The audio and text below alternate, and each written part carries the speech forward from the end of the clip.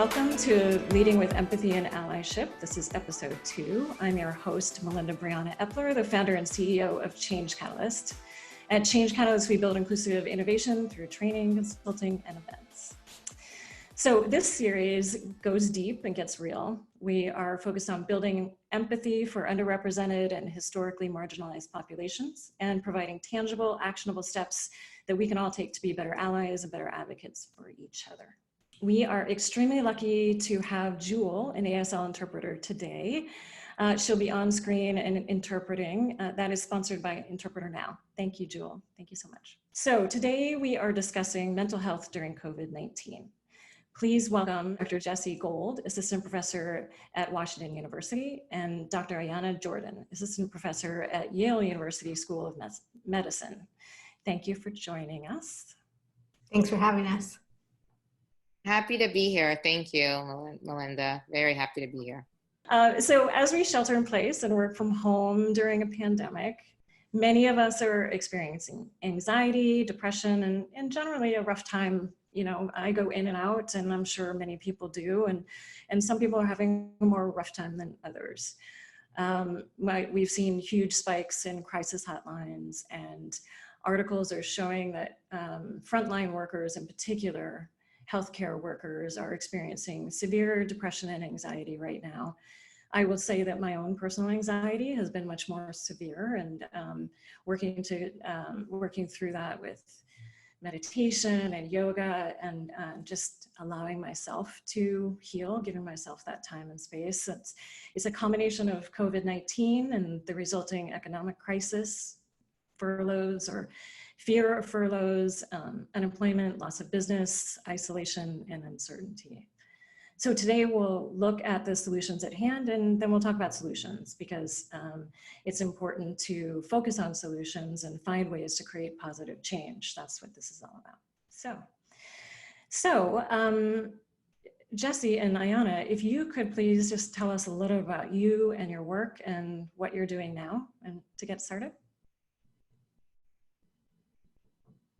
Yeah, I'll go ahead and get started. Thank you so much, Melinda. So like you said, I'm an assistant professor at Yale. My specialty is really in addiction psychiatry. I see all types of people who have many different types of addiction, but really right now the focus is on substance use disorders. And I work predominantly with Black and Indigenous people of color and Latinx communities. I work in a community mental health center where a lot of my folks do not have access to health insurance. One of the reasons why they come and see me is because they are indeed uninsured. And I am continuing to see patients at CMHC. For the most of our patients, we have transitioned to telemedicine, caveat meaning we do the best we can because of a lot of our people don't actually have any access to technology. So in thinking about equitable services during the time of COVID and actually pre-COVID, I love to kind of introduce the concept of health inequity and structural racism in terms of how we're really interfacing and providing care for many Black and Indigenous people of color and Latinx people during this time. Thank you for having me. Okay, I'll go. I always like following Ayana because she's cooler than me. I'm Jessi Gold. I'm an assistant professor of psychiatry at Washington University. I mostly see college and graduate students at the Student Health Center. The other part of my practice is just outpatient psychiatry, and I tend to see faculty, staff, health professionals. That part has sort of expanded more recently because of need. So usually that's less of my time. Now it's been more of my time. I've been involved in the hospitals response to helping the frontline workers with coping with COVID, for lack of a better response or name, and have been trying to figure out how as a system we can better respond and be prepared to help with the mental health of our frontline workers, but also management, staff, everybody who's really affected by what is going to be a really big effect on our system. So the two major populations I see are the healthcare professionals and college and graduate students. I've also transitioned to primarily phone and telehealth. I am currently without internet, so I'm experiencing my own, what does it look like to not have internet in practice? So I do think we need to be really mindful of what this looks like in an inequitable situation, because I'm really struggling to even find how to contact my patients. So it's really complex with everybody in different places and a really significant reliance on something that is very variable and expensive and unpredictable. So I'm glad that we're having this conversation. Yeah, well, thank you. And thank you both for doing the work, the important work that you're doing. So let's talk more specifically. What are some of the specific things that you're seeing, and how are you addressing those inequities? And then we'll get to a little bit later how we can all work to address those inequities. But let's start there. Yeah, I think if I may just start off by kind of refocusing the discussion a little bit, because I hear a lot of people talk about, pre-COVID or COVID-19 and getting back to normal. And I just want to put a plug in to say that for many of folks who look like me and many of the folks that I take care of, pre-COVID was terrible. And so the reality is that there is no desire whatsoever to go back to normal, nor do I think that we should continue that into our general discussion about when are we going to go back to normal, realizing that minimizes the existence of millions of people actually who normal was quite terrible. And then thinking about how can we use this opportunity to really think about a better future and a better normal. So in terms of what is actually happening, so,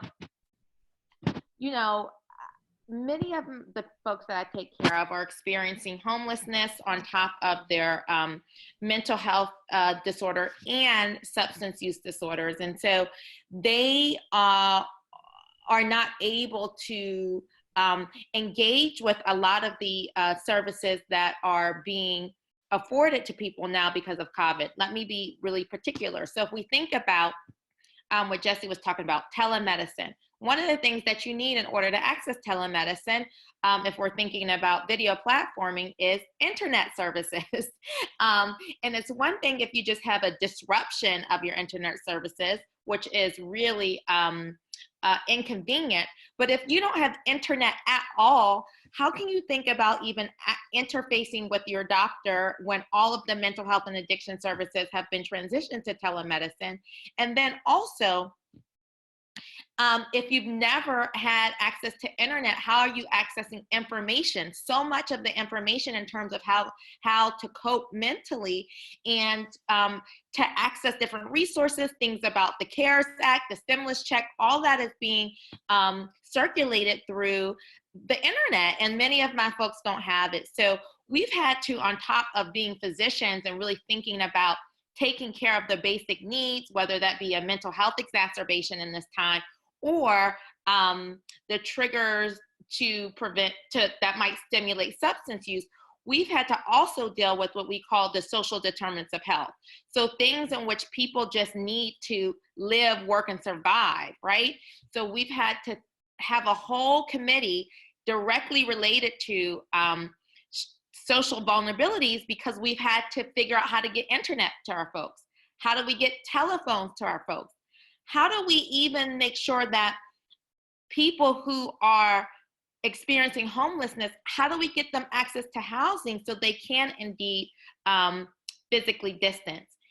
And I'll stop talking, Melinda, because there's so much to say here. But one of the things that I like to say is just really physical distancing as opposed to social distancing, because I think now more than ever, especially for these communities of color, it's important to, and really for everybody, to stay socially connected while we're physically distancing. And social distancing can be a misnomer, especially for people who think social distancing just means not hanging out with people who you don't know. It really is more about physical distancing and keeping yourself safe while staying socially connected. So the take home is, on top of the medical illnesses, we have to deal with the social structures and policies so that people can take care of themselves, both physically and mentally. Yeah, I mean, I think a lot of the stuff that she's saying is actually maybe surprisingly applicable to the people that I see. I think people take for granted, like just because people are in college or because people are in health professions, that they don't meet a lot of those criteria, but they actually do. A lot of people that are in college are first generation in college, and they're going home to places where they don't actually have the money to be going home to those places. They don't actually have access to food. It's not actually a safe place to go home to.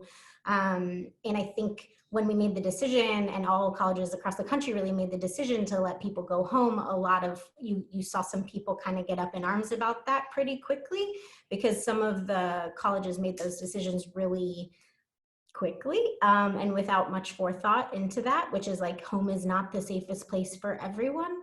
And some people might, be a member of the LGBTQ community and their family might disagree with them, and home is not a place that they feel welcome. And so I have a lot of patients where that quick decision making was quite hard for them. A lot of schools have done a good job opening the doors to be still a place where they could stay. But I think it's important to point out that, like, just because somebody's in college doesn't mean a lot of these things don't apply to them. We also have a really big international population, and the group of students that are international were not really able to go home because we put travel restrictions in place before we told them they could go home. Plus, they're unable to actually communicate or talk to or even know what's going on in their home countries, and that's really complicated. Plus, there's an additional, like, racist, xenophobic, complicating, compounding factor with COVID in many ways with the Asian American population that we saw really at the beginning, primarily on our campuses, and then have obviously continued over time. And that's been compounding for the people that I see from the college campuses. So I think that those things have all been kind of continuing over time and are really important to consider. And I think people don't necessarily always think about that when they think about the groups that I see. And I think people often are like, oh, they're in college, you see a kind of privileged group. And I think there is a privilege to get an education like that, but often college has been expanded, who gets to go and who is qualified to go and how aid has been given, and that's great. But with that has come a lot of struggles with, what kind of groups are put together and what kind of supports aren't really in place to help those people feel really connected and supported to the community. We don't do a very good job of that to begin with. And I agree with Ayana that, like, there's so many things we didn't do great, and going back to whatever we had before wouldn't have been great to most mental health professionals in many different ways. Mental health has needed a dramatic shakeup for a very long time. And if a pandemic has to be the reason that we have one, I don't think any of us would have really wanted this to be the reason. But if it gets us money and it gets us resources and it gets us eyes, it's always been the number one reason. Like, depression's been the number one cause of global disability forever. But yet, why is everyone now saying, did you know that people are depressed? I mean, come on. Of course I knew. It's always been a bottom line issue for companies, but it's like all of a sudden people are thinking about it because it affects management, and it's like tangibly affecting people at home, So I think it's always been in our minds, in front of mind, and it's always had problems. So I agree. There is really no, like, let's go back to pre-COVID. It's like, let's shake up the system and make it better.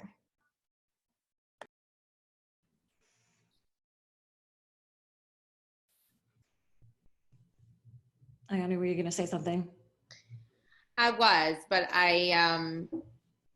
yeah, I will defer. I just want to say amen. I grew up in a Black church, so when we were agreeing with something, you just say amen, amen, amen. So amen to Dr. Gold on that. But I'm interested in hearing what people have to say for sure. Yeah, well, your amens are welcome. Well, let's take that was, thank you, and that was, I think, a really good context for all of this. That there are some real historic, systemic, current inequities that need to be addressed, and that this is all, it's exacerbated. The mental health, yeah, it's exacerbating, and so. Well, let's take a step back though and just talk about mental health. What is mental health? What does that mean? What does that mean for different communities? I think it's different for different people. And when we say mental health, for some that means one thing, and for others that means something very different. So let's talk about that a little bit. What is mental health? What does that mean? Yeah, I think, Melinda, that your framing of it is a very good one. Realizing that there is no one definition for mental health. It really depends on not even just what kind of race you identify with or have been assigned to, but just thinking about cultural beliefs, cultural norms, how you were socialized. I mean, you can be, a native indigenous person and grow up in Minnesota and not have any, cultural identity with Native population. So I think it has a lot to do with how we're socialized. And thinking about kind of my own definition and how I talk about it with patients is taking care of your mind, body, and soul so that you can function. And that is a way that people are able to really understand, and it makes it really sticky and salient to them. We're not talking about a disorder per se. We're not talking about an ailment, but it is, what do you need to do for yourself in order to take care of your mind, body, and soul? Thinking about how all those are really important parts to come up with a whole to be able to function. And if any one of those is off balance, sometimes that can lead to an inability to be yourself, and really thinking about how we can incorporate spirituality. So one of the things that I do, I'm a community engaged researcher on top of my clinical responsibilities. And I work with Black and Latinx populations with substance use disorders. And one of the main things in terms of maintaining their mental health is how can we incorporate spirituality? Because a lot of times, in the way in which psychiatrists are taught, spiritual self is kind of divorced from the brain or the mind. And so we're seeing that in order for certain communities, and especially for minoritized communities in this country that have had to endure so many different forms of oppression, whether that be interpersonal or structural or whatever, it's really, really important in terms of accessing resilience in order to incorporate that spiritual health. So I think it is marrying all these things so people can be able to function, and really kind of dismissing kind of a Eurocentric, maybe Freudian view of what mental health is.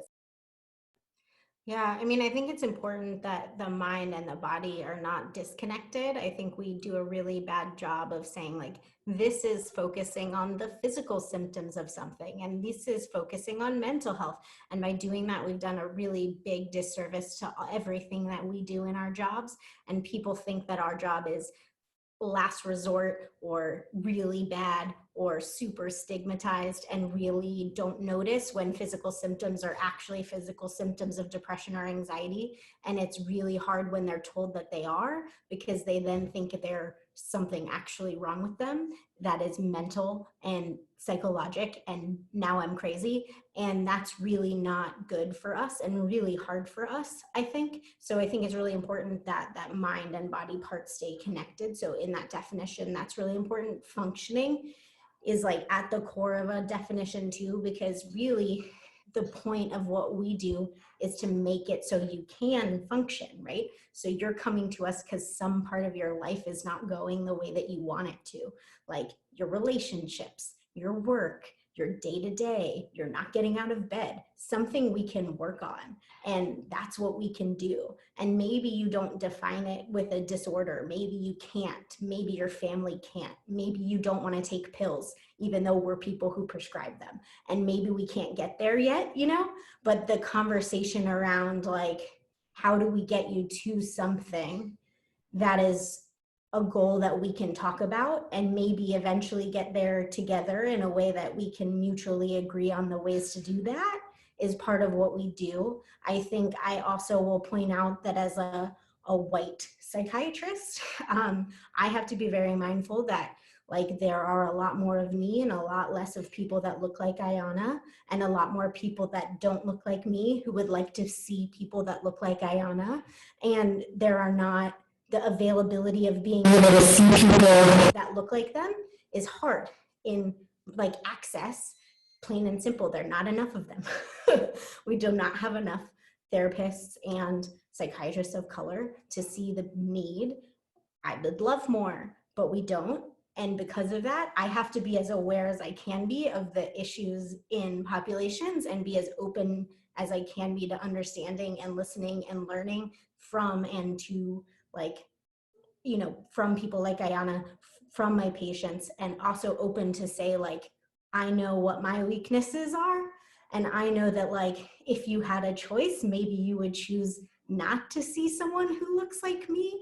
And I understand why those reasons are, but I hope that like, you know, given the options, I'm doing the best I can, and that we can be an okay pair where you can still come to a place where you can trust me and know that I'm doing the best I can to understand where you're coming from, despite not having experienced the same things that you have and never really going to experience the same things that you have.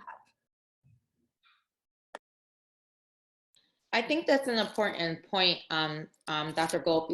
What you're talking about really is a true definition of being an ally and allyship. I think that, I've seen in your social media that you have really been an ally to many different oppressed identities, whether that be women, whether that be people who have been involved in sexual harassment, sexual violence, and definitely for Black and Indigenous people of color and Latinx folks. And I think that's really important because the reality is for psychiatrists, Black psychiatrists, they only make up 2%.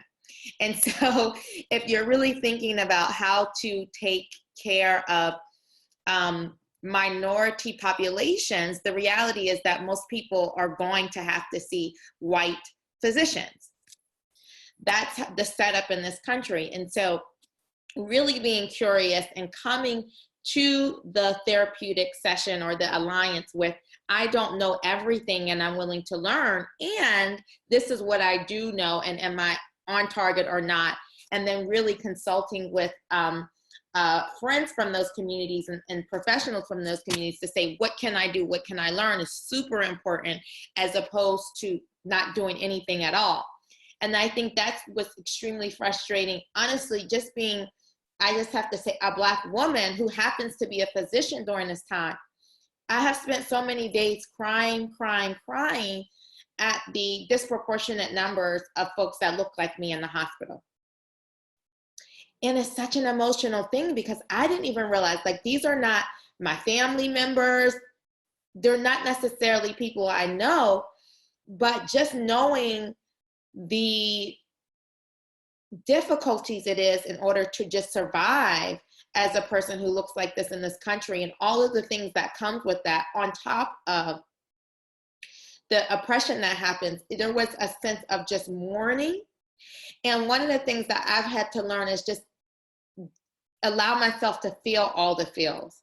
So if that means that I am going to cry in between patients, that's what I'm going to do. Or if I'm talking to one of my Chinese folks who I take care of and they say, Dr. Jordan, I just can't go outside because I am afraid for my life because 45 is calling it the Chinese virus, that's real. And just mourning the bigotry that's in our society can also exacerbate dealing with this pandemic in and of itself.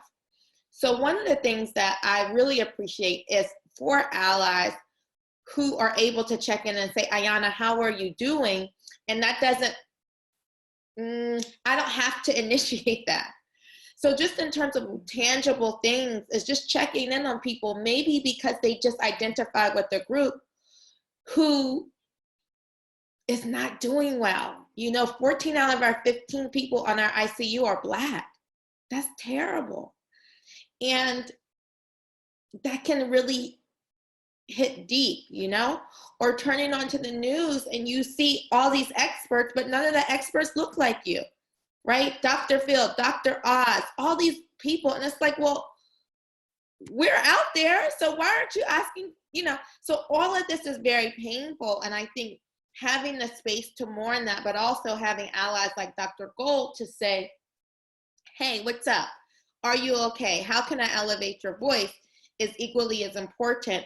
And thinking about how can you be an ally for somebody in your life that is marginalized in some way, and really being an upstander to support them. Super important during these times. Agreed, 100%. Thank you. And if we could talk more about allyship now, I think that would be good. And allies for each other, allies for practitioners with each other, and also allies for our colleagues where we don't know what they're going through in terms of mental health and well-being. And how would you recommend to somebody on this call or somebody listening in that they check in? What can you do as an ally? What is the best way to step up as an ally?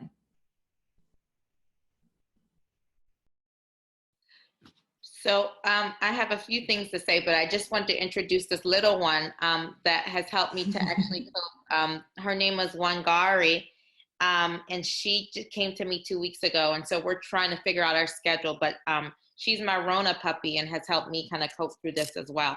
But in terms of just allyship, I think one of the things that I love is thinking about how to access resilience. And one of the ways in which people can really be a wonderful ally is thinking about how they can increase their own resilience. And what I mean by that is just the fact that resilience doesn't cost anything, and it's accessible to everybody, no matter where you come from or what group you identify with.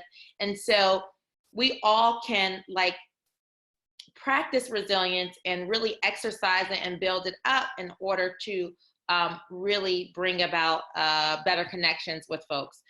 So 4 things I think in terms of really being able to increase resilience that can lead quite nicely into allyship is thinking about building connections. And whether that means how do I prioritize a relationship or join a group that might need my help? And what does that look like? Could it be volunteering for a woman's shelter, taking calls? I know for physicians, there's a physician hotline for people who are not doing so well with the pandemic. And this is so many of colleagues just volunteering to really be on the hotline to help, with physician needs. And so really thinking about, in terms of allyship, how can you build connections with groups that you may not necessarily be familiar with, but you want to support them? So can that be, volunteering for a rape hotline, or thinking about how you might make masks for particular groups that don't have access to that? So those are ways I think people can just really be tangible in doing that.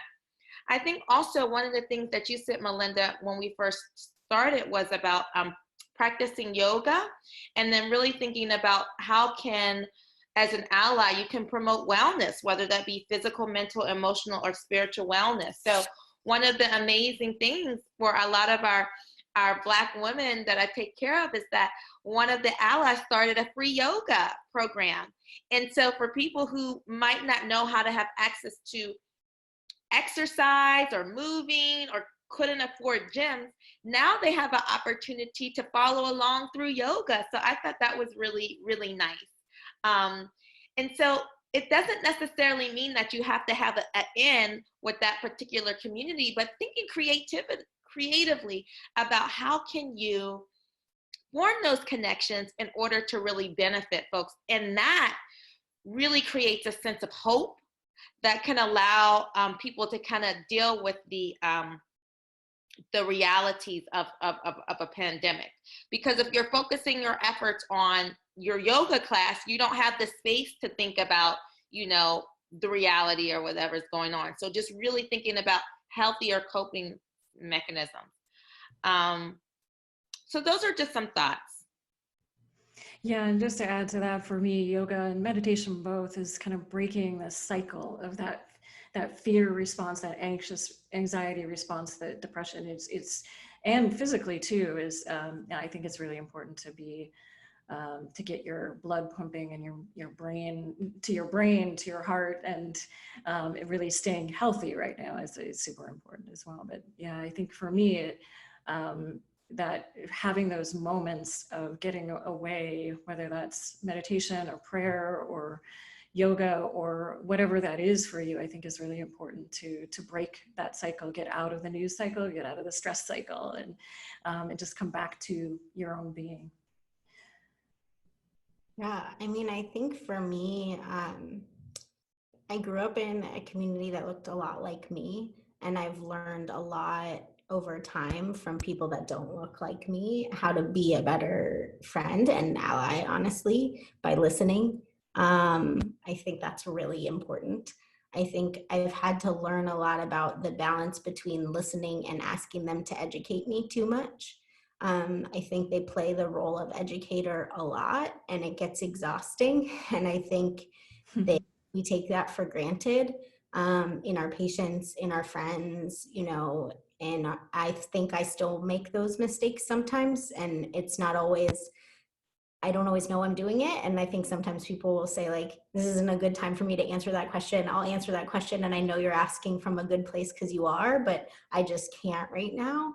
But just keep in mind that there is a balance between like how much they have to constantly explain like how to be a good support and ally and how much they're doing that always and taking on that role often and being the mentor to all people in all communities. And that's a really hard role to play, and it's a lot of responsibility. So I think that's just like something to keep in mind. I think it's really important to check in on people that might be extra struggling right now. So there are groups that are additionally affected right now that you can tell are additionally affected. And if you happen to have friends that are members of those groups, that also includes healthcare professionals, reaching out with a text just like, I'm thinking of you, not asking them how they are, frankly. It requires a response and effort and emotional commitment to answer that question.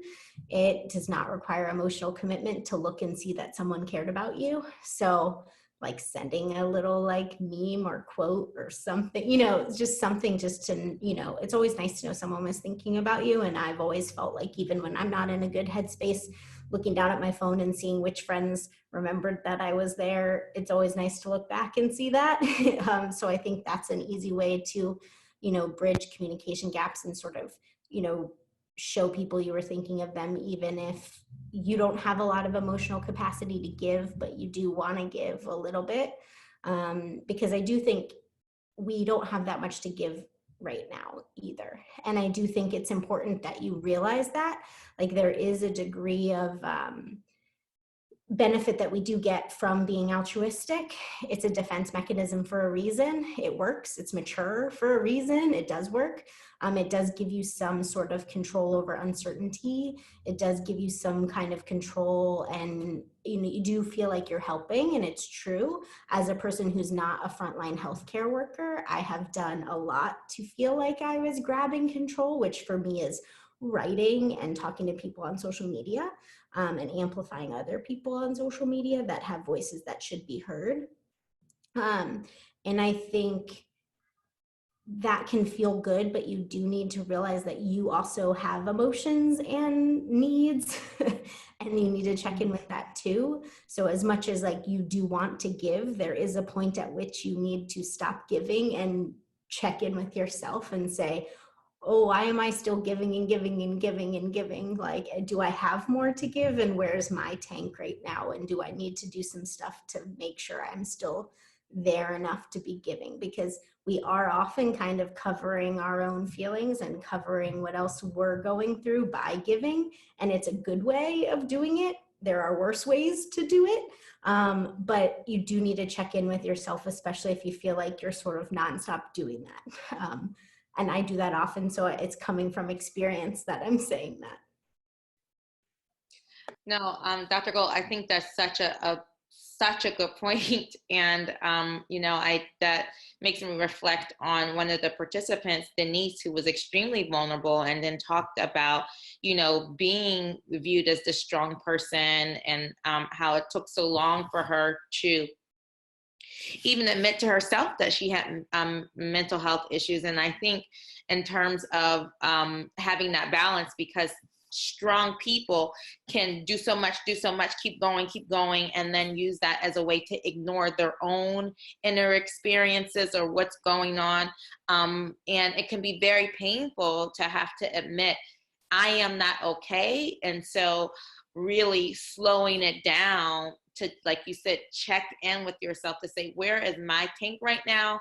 And is it just a matter of self-care, or is it a matter of, getting professional help in order to really be whole?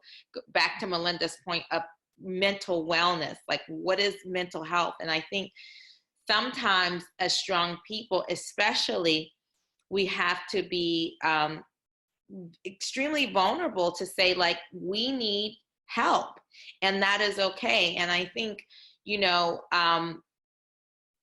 it can be harder depending on what communities you come from. Definitely, in so many Black and Latinx communities, it's like, for them to see somebody like me is just not a thing. So when they first come through the door, it's like, oh my God, I'm so happy you're here. You made it. And so let's celebrate that, because that's huge. And so I really appreciate, Melinda, this platform and really thinking about how we can elevate and really talk openly about getting help, whatever that means to you. And it is okay, no matter where you look like or where you come from, because we all have to get help at some point, and the degree of what it is and what it looks like may be different, but it's okay. So anyway, thanks, Dr. Gold. I appreciate that balance and doing and practicing altruism, but also realizing that might be masking a larger issue. Yeah, and that brings up a point for me, and just that that people with power and privilege have an opportunity right now to acknowledge that in ourselves, and also model that acknowledgement in ourselves, and let people know that it is okay, and that it's important to work on it. And also, a lot of the people that listen to this are leaders in their companies, and I have an opportunity to create a safe space, to create a supportive place in the workplace. We're sheltering in place. There's still ways that you can create that space for courage, vulnerability, working on ourselves, and being allies for each other. So could both of you talk a little bit about the ways that people within companies, people who are managing teams, might address mental health right now, and that those could be I know, Jessi, I know you've been working on that with some in your work. It would be good to know both things that you can do to support, and also things that you can do to just bring joy and you know, positive things into people's lives right now. I can take it first if you want. First, I want to point out that Dr. Jordan calls me Dr. Gold and I call her Ayana, and I'm really aware of that. And I've been thinking about that too. I'll point out that I'm aware of that she keeps doing that. And I'm not meaning to disrespect her by calling her Ayana. And I want everybody to know that I'm aware that she keeps doing that. She's always known she can call me Jessi. She just keeps doing it anyway. I just want to point out that I'm not, that's how I'm aware. Anyways, things that you can do as a leader. One, admit that you're aware of these things. Two, I think when you're in, so hospital leadership, so if you're thinking about a hospital is a very, very big company. The bottom line of hospitals is unfortunately the same as most businesses. Make money, make employees happy, these sorts of things, have them come back, keep retention. Same kind of thing, even though you'd like it to be health outcomes. It's not. So when we think about how we've been trying to incorporate mental health into the program, I would say most hospitals are starting from scratch. They should be starting from higher than scratch because it's been in the conversation for a very long time. And we as healthcare professionals have had high rates of depression and suicide and substance use, and it's been documented and researched for years. And they've known, and our licensing boards have known, but yet they haven't changed anything. So they're still starting from scratch in some places. The places that are not starting from scratch have done a little bit better at being quicker. But most of the changes have been things like trying to open up appointments and accessibility to appointments. The question there is, there's like flashing lights in my neighbor's house, FYI. So the question there is, if you open up appointments, are people more likely to go and see people in the place that they work, or would they feel more comfortable going outside of the place that they work? I think that's a question that companies have also dealt with, because a lot of companies bring in a therapist or a psychiatrist and they have them work in the company. Like I know like Amazon, Google, big companies do this, but I think people sometimes feel scared to go to HR or go to the person who works for the company for fear that it somehow is going to brand them in some way, brand them as weak, or it's going to go on their record. So I think that's a big conversation, and frankly could be a focus group kind of conversation. But right now we don't have a ton of choice and we're available, so we're doing it internally. So we're opening up appointments for therapy and opening up appointments for meds as much as we can. We're also doing kind of like groups, so skills groups, so mindfulness, which is like centering and sort of similar in process to meditation. Some other skills like deep breathing and other things you can do quickly. Some just kind of venting sessions, frankly, where people can pop in over Zoom and do that. They don't have to sign up, they can just show up, that are led by psychologists or other psychiatrists in the department, volunteer. And then we have a crisis hotline that we've also expanded in the department. And I think most programs are doing this too, as just a place to call and go for support. I will say that a lot of our stuff is underutilized right now. We think it's a culture thing. It needs to catch on. It needs to be branded in some way. It needs to feel safe in some way, and it's never felt safe. Mental health has never felt safe in our culture. I just filled out a licensing application and they asked if I've ever had a mental health problem ever. I don't know how I could possibly feel safe filling out a licensing, like going to see anyone for stress, if that counts, like what counts? It's very hard. So I think people really worry about things like that and don't get help when they need it. Don't recognize that they need it, are very adrenaline focused right now and don't recognize that they need it.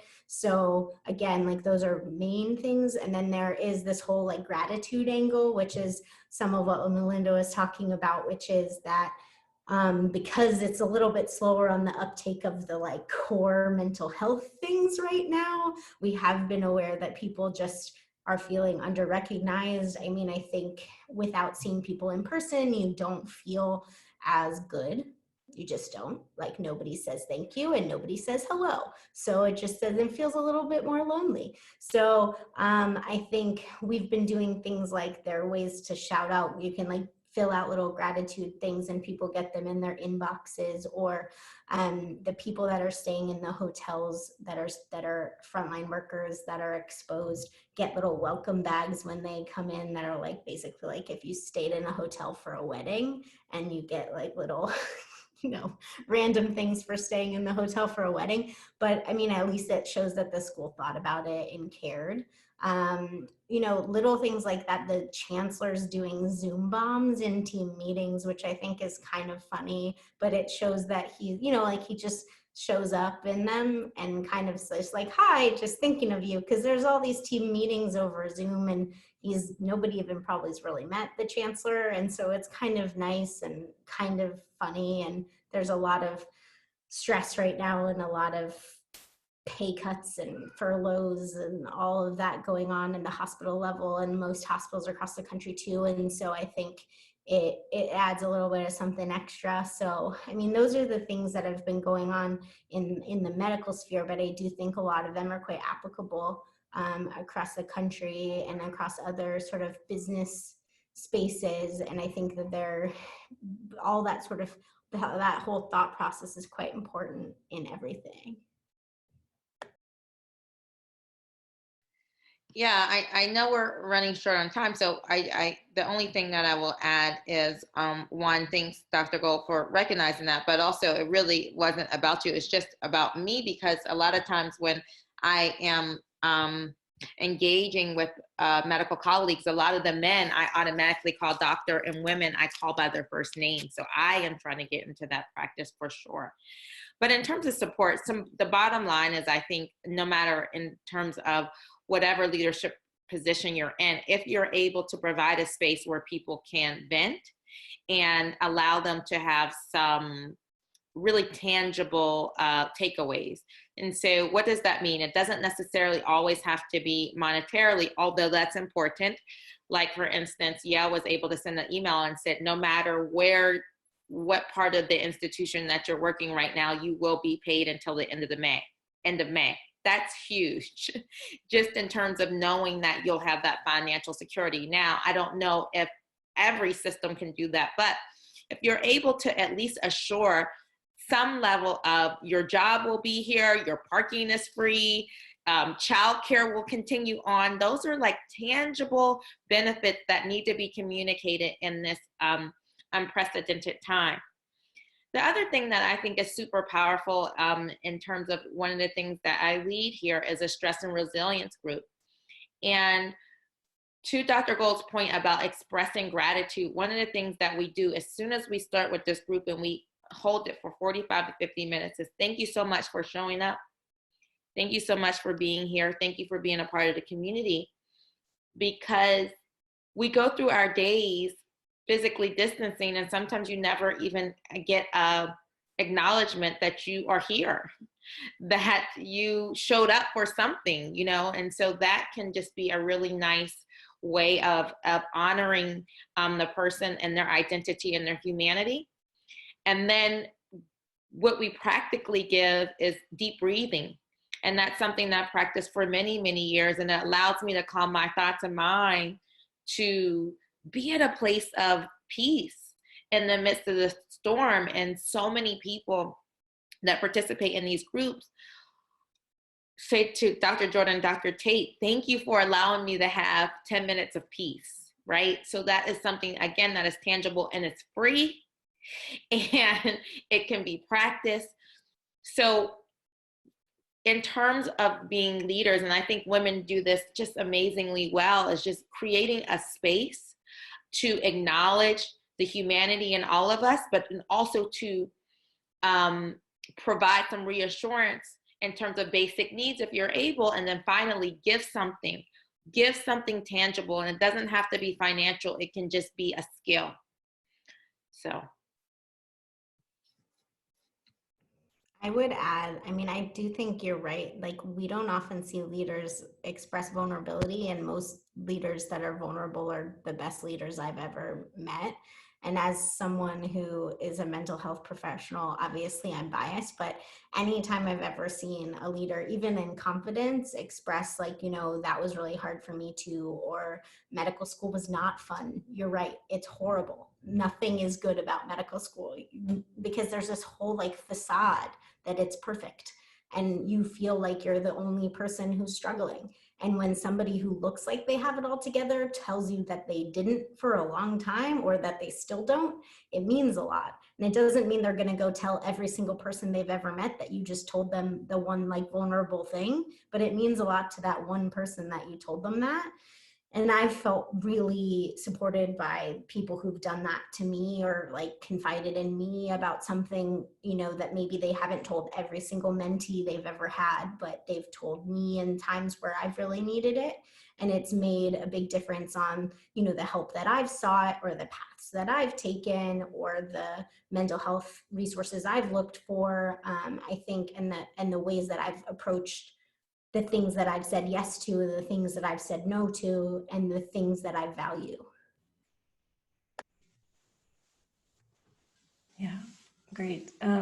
We are just about out of time. I wanted to just quickly ask you both, excuse me, if someone is needing help, where is the best way, where can they go?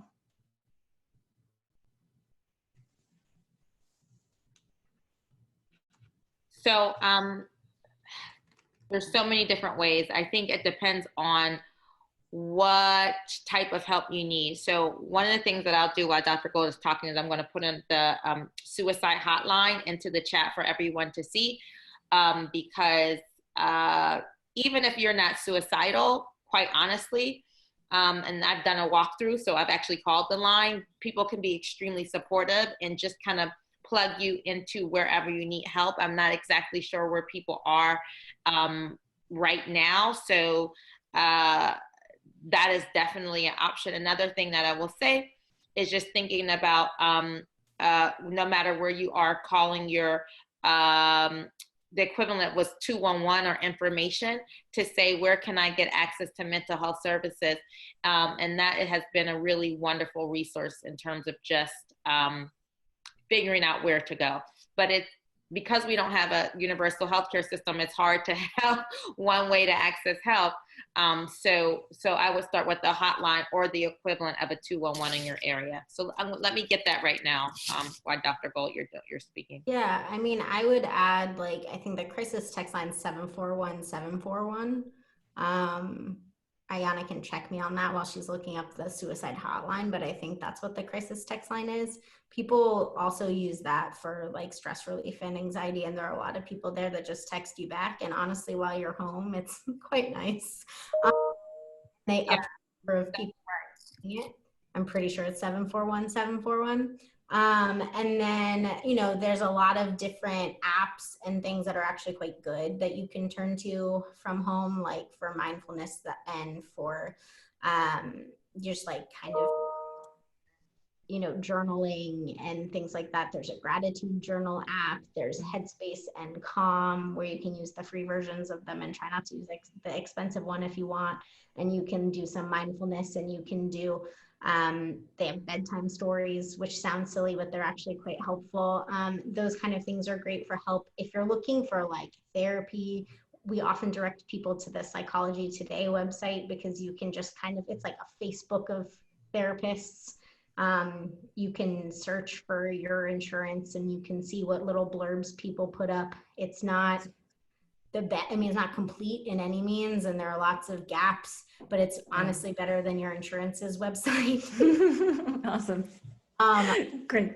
Insurance websites, and sometimes the people are no longer taking people, and sometimes the number goes to like McDonald's. So you're often much better just going on there and seeing what they have and contacting those people. So awesome. My recommendation, there's obviously, like Ayana put up one of the physician support line thing. There's a couple for physicians as well. There's a thing called Project Parachute, which is also like pro bono therapy for physicians right now. And some people are doing really cool stuff for frontline workers. If you're just interested in being a person who supports that and amplifies that as a, you know, as a business owner and an altruistic human, like we would love that.